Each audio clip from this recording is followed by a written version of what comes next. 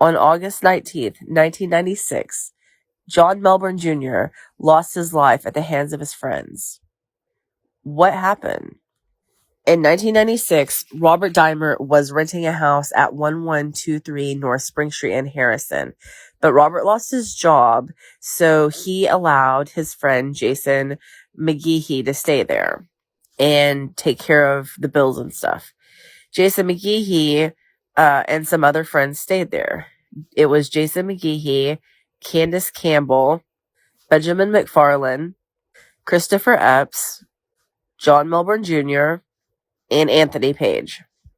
So while they were staying in this house, Jason McGeehee had a check scheme going. He would write bad checks and they would cash them all around town. That was how he was getting money. On the day of August 19th, Jason had John Melbourne Jr. take a check into Cooper's Shoes on the square in Harrison. John went in there and was trying to buy a pair of shoes, but the check wasn't filled out properly. So John left, and eventually he came back with the check filled out properly with Anthony Page with him.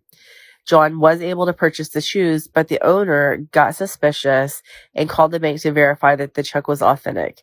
It wasn't, so the owner called the police. When the police came, they saw that Anthony Page and John Melbourne were across the street from Cooper's Shoes, just hanging out on the square. So they went and arrested John Melbourne Jr.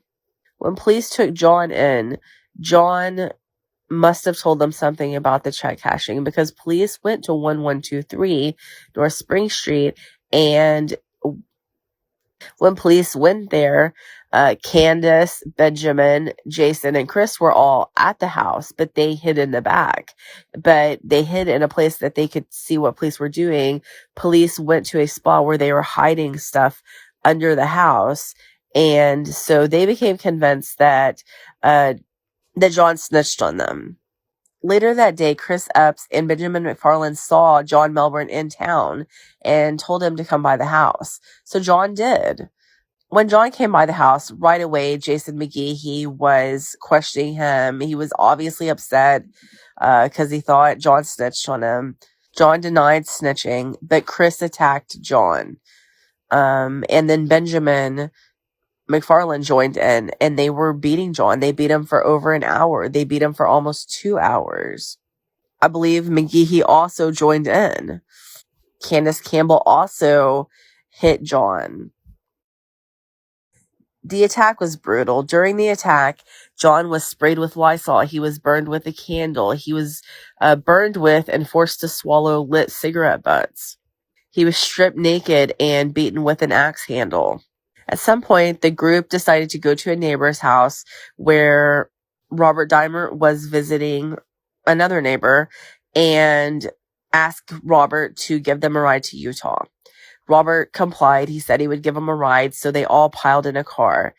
In the car, John's hands were bound, and he was sitting between two of them in the back. Jason McGeehee decided to stop by his uncle's abandoned place in Omaha, Arkansas. When they got there, the group, all of them went in, including Robert. The main group, continued to beat John. Robert did at one point hit John, though he said that it was because they forced him to. After another hour or so of this, John was extremely weak. At one point, he escaped, but he only made it to the kitchen. And Jason McGeehee hit John in the head with a box fan. The others took sticks and beat him, and they burned him with candle wicks.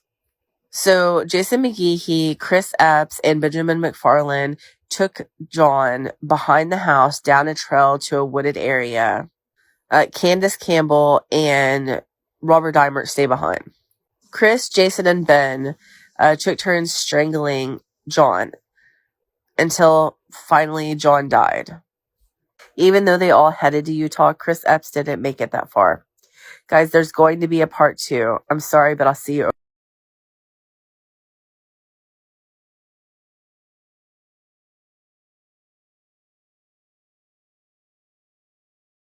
This is part 2 on the murder of John Melbourne Jr. So the group headed to Utah. Some people in the group said that Chris Epps was whiny, so they dropped him in Tulsa, Oklahoma. He never went to Utah. At some point on the trip, Candace Campbell became aware that John died. So when the group got to Utah, Jason McGehee went to his aunt's home in Elmo, Utah, and burglarized it. He took checks and a car from his aunt. While the group was doing all of this, Robert Diamert decided to leave and go back to Arkansas.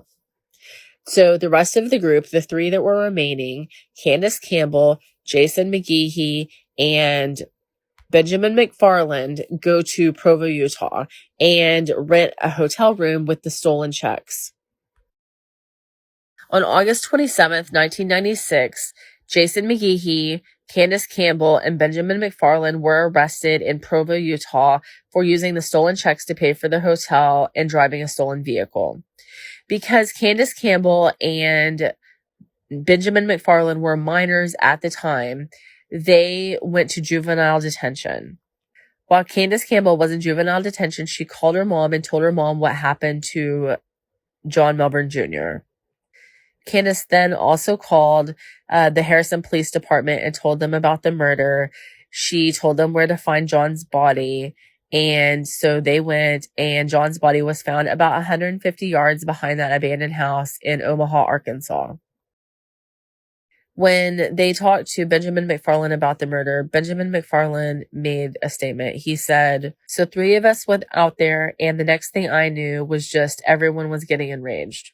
Then we went out there and just, I don't know, the mentality switched for all 3 of us. One thing led to another, and he was strangled. Who actually did it? Well, all 3 of us strangled him at separate times. Are you saying when he finally lost his life, who was strangling him? Me." So I couldn't find the original charges, but Robert Diamert pleaded guilty to false imprisonment and second-degree battery. He was given a fairly short sentence, like 17 months, and probation. Candace Campbell was originally charged with kidnapping and first-degree battery. She pleaded guilty to false imprisonment and first-degree battery and was sentenced to 20 years on the battery, 10 on the false imprisonment. She has since been paroled and is living in another state. The other 3 were convicted of capital murder and kidnapping. McFarland and Epps both got life without parole plus 40 years. Jason McGehee was sentenced to death.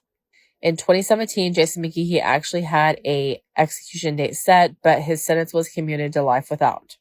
Because of the Supreme Court's change in stance on minors getting life without parole, Benjamin McFarland was resentenced to 40 years and has been released. I regret my involvement in that whole night.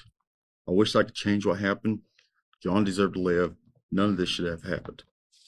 I honestly don't know if killing me will make up for this. The state already has my life. That's a fact.